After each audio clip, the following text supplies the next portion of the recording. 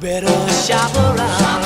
Oh yeah, you better. 10 Motown masterpieces. Songs you've heard at every cookout, every wedding, every moment when the music had to be perfect. What you don't know is that every single one of them almost never existed. Berry Gordy and his quality control team looked at these recordings and said no. Some were called disasters. Others got buried as album filler. A few were rejected so hard that artists went on strike. But someone believed, someone fought back, and what happened next changed music history forever. Number 10, Shop Around, The Miracles.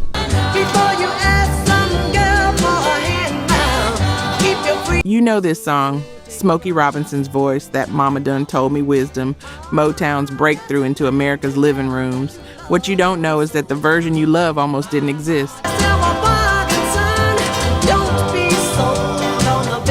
September 1960. The Miracles record, Shop Around, at Hitsville, Berry Gordy approves it. Presses get made, records shipped to Detroit area stores and radio stations. Everything's moving forward. Then Berry can't sleep. He's lying in bed at 3 a.m. and something's eating at him. The song's too slow. Not enough life. It won't connect. And here's what separates Berry Gordy from every other label boss in 1960. He doesn't just think it, he acts on it. 3 a.m. phone call, Smokey, wake up the Miracles. Get to Hitsville, now. The group shows up bleary-eyed, confused. They'd already recorded this. Make sure she's in love with you now. Berry sits at the piano himself. Faster tempo, more energy. They cut it again in the middle of the night with Berry on keys, new arrangement, everything rebuilt from scratch. That 3 a.m. re-recording, Motown's first million seller. Number 1 R&B for 8 weeks, number 2 pop. The song that put Motown on the map wasn't the one they approved. It was the one Berry Gordy couldn't sleep through. Now my mama told me you better shop around. And if he'd just let that first version ride. We're talking about a completely different music history. No Motown empire, no Sound of Young America, just another Detroit label that almost made it. Sometimes obsession saves everything. You better shop around.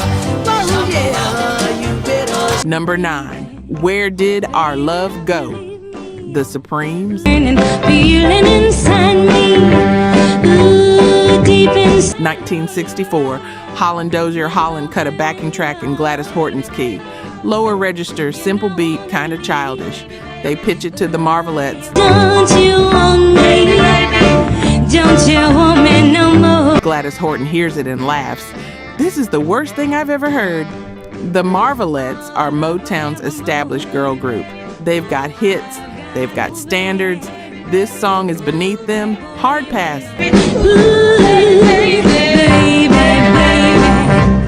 So HDH turned to the group at the absolute bottom of Motown's roster.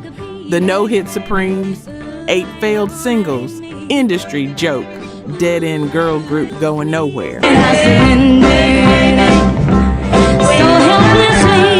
Diana Ross, Mary Wilson, and Florence Ballard hear the demo and hate it too. But here's the difference. They don't have the power to say no. The Marvelettes can reject songs. The Supremes, they record what they're told or they're gone. You came into my heart now. The track was cut in Gladys Horton's lower key, so Diana has to sing breathier, softer, completely different from her natural range. The Supremes think it sounds weak, but Lamont Dozier won't let them walk away. He already paid for studio time, and if nobody records it, that money's gone.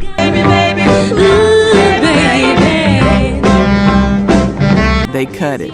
They hate it. They go on tour with Dick Clark's Caravan of Stars at the bottom of the bill. 6 weeks later, Where Did Our Love Go? Hits number 1. The girls who started that tour opening for everyone else. By the end, they're closing the show. first of 5 consecutive number ones, biggest American group of the 1960s. And that stings like a bee, but now The Marvelettes' Reject became the Supremes' Resurrection, and Gladys Horton spent the rest of her career watching the group she dismissed become Motown royalty. gonna leave me, ooh, baby. Real talk, only 9% of you are subscribed. That hurts. We're spending hours digging through archives, fact-checking every detail, bringing these stories back to life. And if you're watching this far, you clearly care. So hit subscribe. It's free and takes 2 seconds. Now, to my subscribers, barely any of you have joined the membership. And honestly, that stings even more. You know the work we put in. You keep coming back. If these videos have ever made you feel something, if this music means something to you, join the membership. It's $1 coffee a month, and it's the only way we keep this going. Let's build this together. All right, back to it. Number 8, The Tears of a Clown, Smokey Robinson and the Miracles. Honey, that's quite a different subject. Don't let 1966 Motown Christmas Party. Stevie Wonder brings an instrumental track to Smokey Robinson. Circus-sounding calliope, weird little melody, no lyrics. Stevie can't figure out what to do with it. this hurt with a show of gladness, but don't let Smokey hears that calliope and thinks clown music. So he writes about hiding pain behind a smile, pulls from the opera Pagliacci, creates this whole metaphor about performing happiness while you're dying inside. oh yeah, baby. They record it, put it on the 1967 album Make It Happen, last track, album filler. Neither Smokey nor Stevie thinks it's hit material. Motown promotes other songs from the album. The Tears of a Clown just sits there, buried on an LP. Almost nobody's buying in full. Now if there's a smile on my face, 3 years pass. Smokey's ready to leave the Miracles, wants to focus on his family, his vice president role at Motown, stop touring, the group's winding down. smile I will make you think that I don't care. Then Motown's UK distributor calls, frustrated. The Miracles can't buy a hit in Britain. Nothing's working. In desperation, they ask Karen Spreadbury, head of the UK Motown fan club, to pick something, anything from the catalog. When there's no one around, She goes through old albums and lands on the last song on Make It Happen, that weird clown song nobody believed in. July 1970, UK release, straight to number 1, 3 weeks at the top. tears of a clown. When there's no Motown's Detroit headquarters watches the UK charts and realizes they've been sitting on a smash for 3 years. Rush release it in America, December 1970, number 1 Hot 100. The Miracles' first and only chart topper with Smokey as lead singer. when there's no one around. The song nobody wanted became the hit that made Smokey Robinson stay with the Miracles for 2 more years. Hidden in plain sight for 36 months. Found by a fan in England who knew better than the songwriters themselves. In order to shield my pride, I've tried to cover. Number 7, Ain't Too Proud to Beg, The Temptations. Norman Whitfield's got this track. Hard driving, desperate, raw. Lead vocal pushed so high that David Ruffin has to strain, has to sound like he's actually begging. First time he brings it to Motown's Friday morning quality control meeting. Rejected. Too rough. Not polished enough. Whitfield goes back, reworks the vocal line, pushes it even higher, forces Ruffin out of his comfort zone into that upper register where his voice cracks with urgency.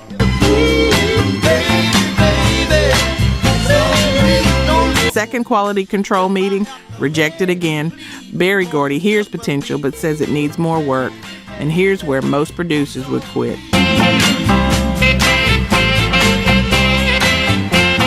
2 rejections from the boss, move on to something else. But Whitfield knows what he's hearing. This song has that thing that makes people unable to sit still. Ain't you proud to please, baby, baby? He takes it back one more time, raises the vocal line beyond where Ruffin wants to sing it, makes him reach for notes that shouldn't even be comfortable, shouldn't even sound smooth, because sometimes perfect technique kills the emotion. Sometimes you need the crack in the voice, the desperation in the strain. Let your friends laugh, even this I can stand. 'Cause I Third try. Quality Control approves it. August 1966. Ain't Too Proud to Beg hits number 13 pop, number 1 R&B. Becomes one of the Temptations' signature songs. night and day, just to keep you from walking away. That vocal, the one Ruffin didn't want to sing, the one that made him uncomfortable, the one Whitfield had to fight for 3 times, becomes the thing people remember 50 years later.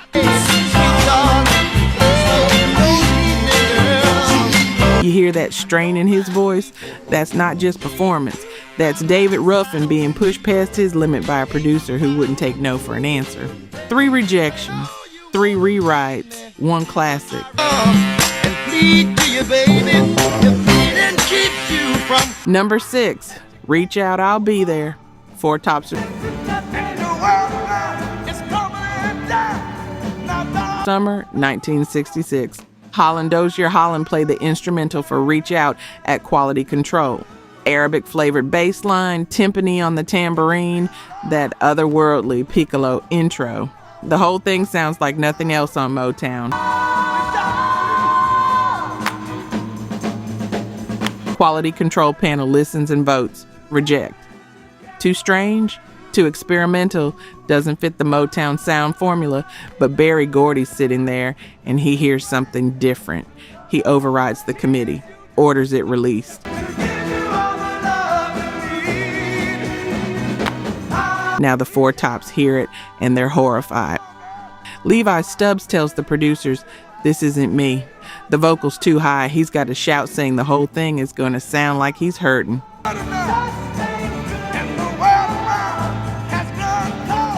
Duke Fakir literally begs Berry Gordy not to release it. "Berry, stop. Don't do this to us. This record has no anchor. We've got momentum. We're riding the crest. Don't screw up." Berry's response, "Release it anyway."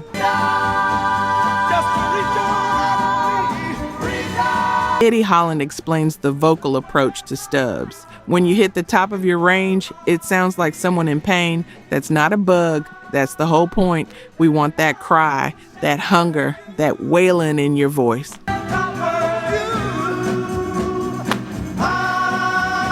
August 1966. Reach Out, I'll Be There enters the charts. 2 weeks later, number 1 pop, number 1 R&B, 2 weeks at the top. The 4 Tops' biggest hit.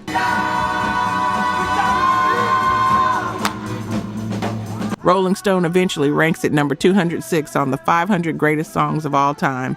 Library of Congress preserves it in the National Recording Registry. Quality Control said it was too weird. The 4 Tops said it would ruin their career. Berry Gordy said release it. And that moment, that override, created what many consider the greatest 4 Tops recording ever made. Sometimes the boss who won't listen to the committee saves the masterpiece.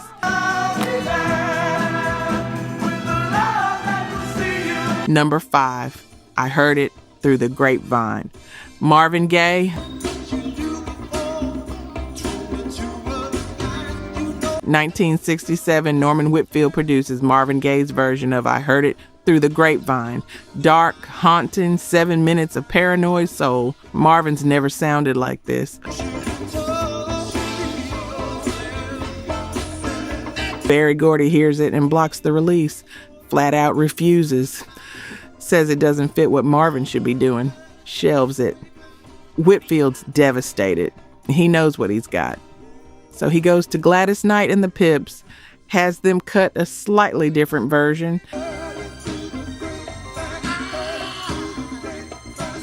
September 1967, that version goes to number 2 pop, number 1 R&B, massive hit. But Marvin's version, still sitting in the vault. Berry won't budge. Then something happens that changes everything.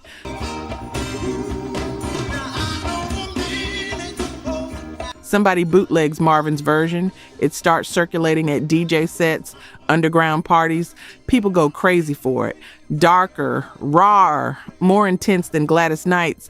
DJs are demanding the official release.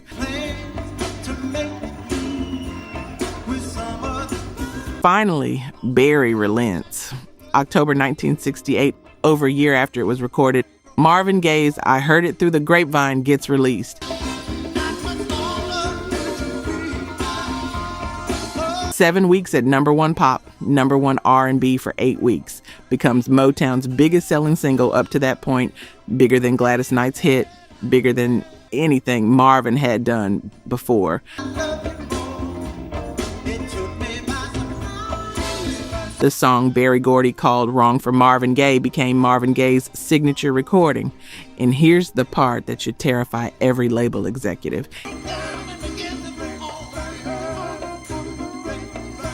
If those bootlegs hadn't forced Barry's hand, that version might still be in the vault. Greatness doesn't always wait for permission.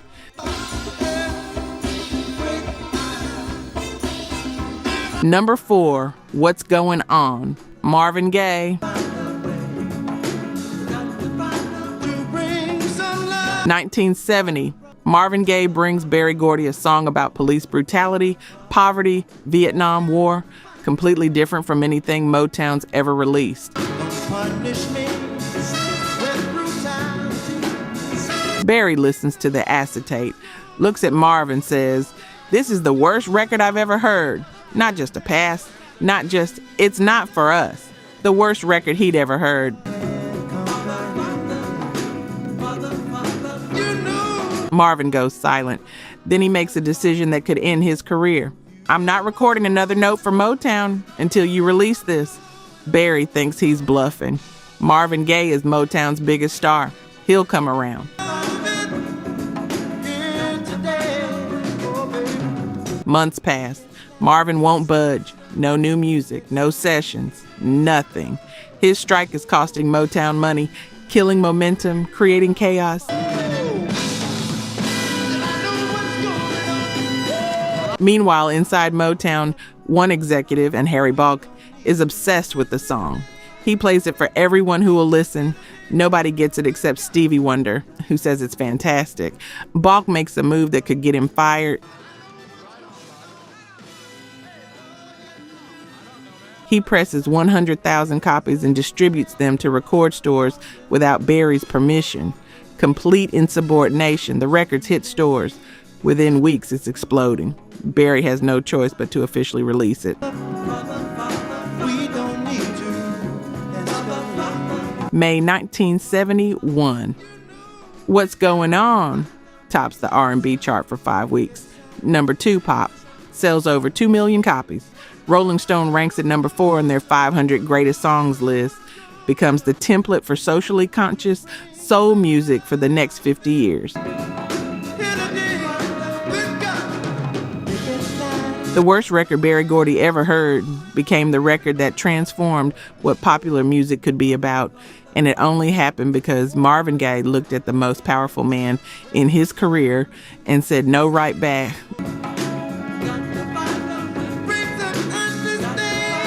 #3, Dancing in the Street, Martha and the Vandellas. Wait, this song wasn't rejected. Why is it on this list? Because the version you know almost didn't exist.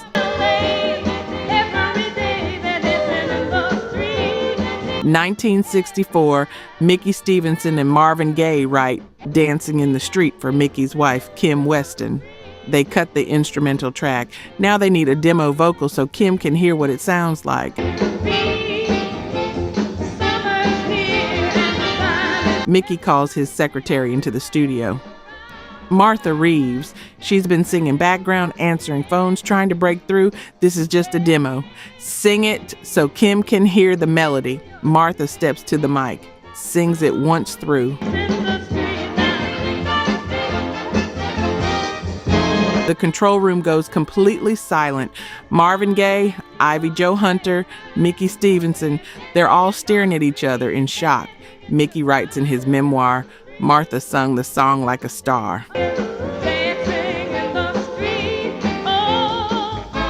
The demo is the record. They don't even let Kim Weston hear it. Right there, they pivot. This isn't Kim's song anymore. It's Martha's.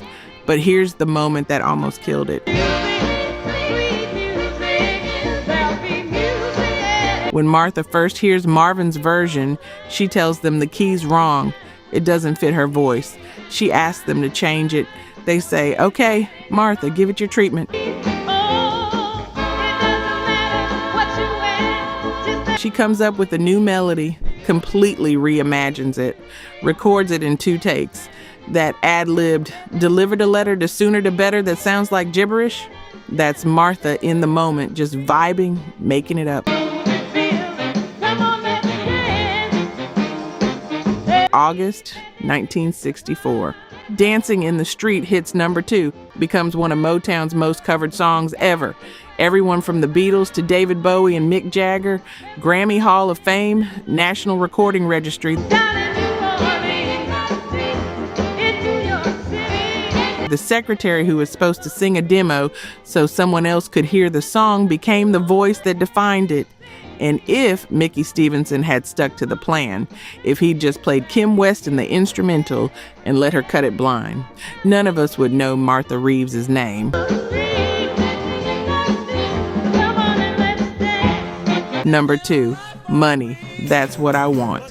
Barrett Strong.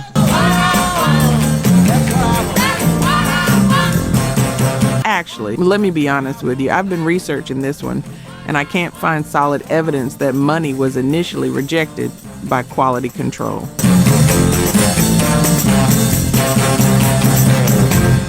Berry Gordy co-wrote it, and it became one of Motown's early hits in 1959. The controversy with this song isn't about rejection, it's about authorship and publishing rights being stripped from Barrett Strong decades later. That's a different kind of tragedy, but it's not what this video's about. So instead, let me tell you about a song I do have documentation on. You've Really Got a Hold on Me, The Miracles, 1962.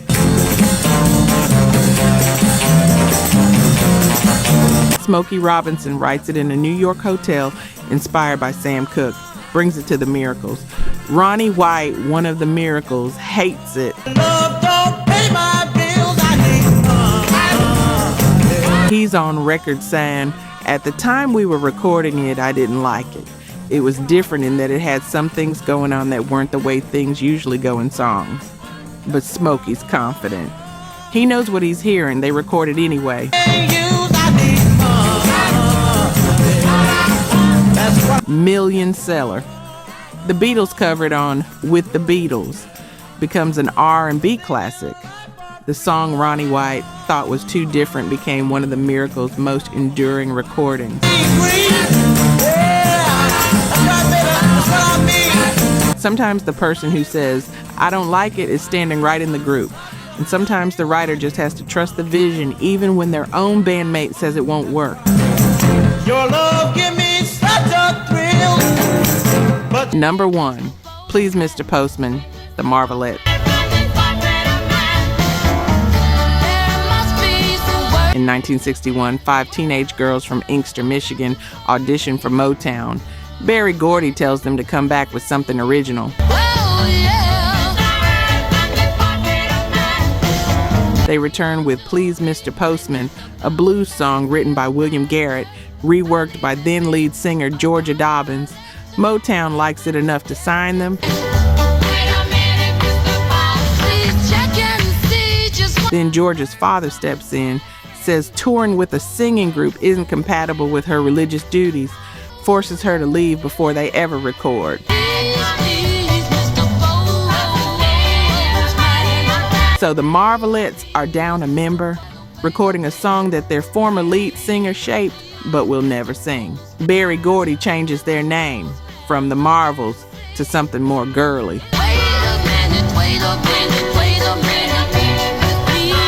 Brian Holland and Robert Bateman reworked the song. They bring in an actual postman, Freddie Gorman, to help with the lyrics. First time the remaining girls step into a recording studio ever. No experience beyond church choirs and glee clubs.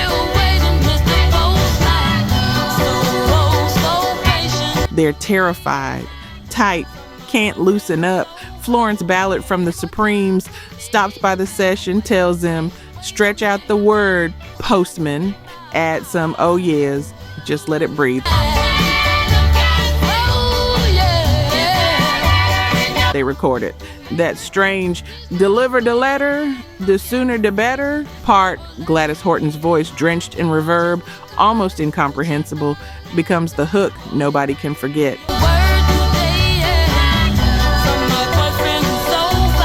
August 1961. Please Mr. Postman hits the streets. By December, #1 pop and R&B, Motown's first #1 hit, first million seller. The song that announced to America that this little Detroit label wasn't a fluke.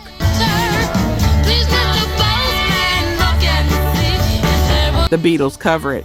It becomes their most played song at the Cavern Club. The Carpenters take it to #1 again in 1975. But here's what stays with me.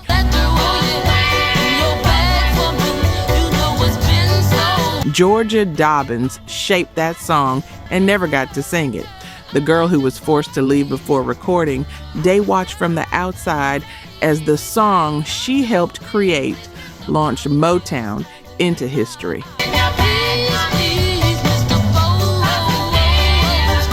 And the remaining Marvelettes, scared teenagers recording for the first time, had to figure out how to make it work without her. They did, and they changed everything.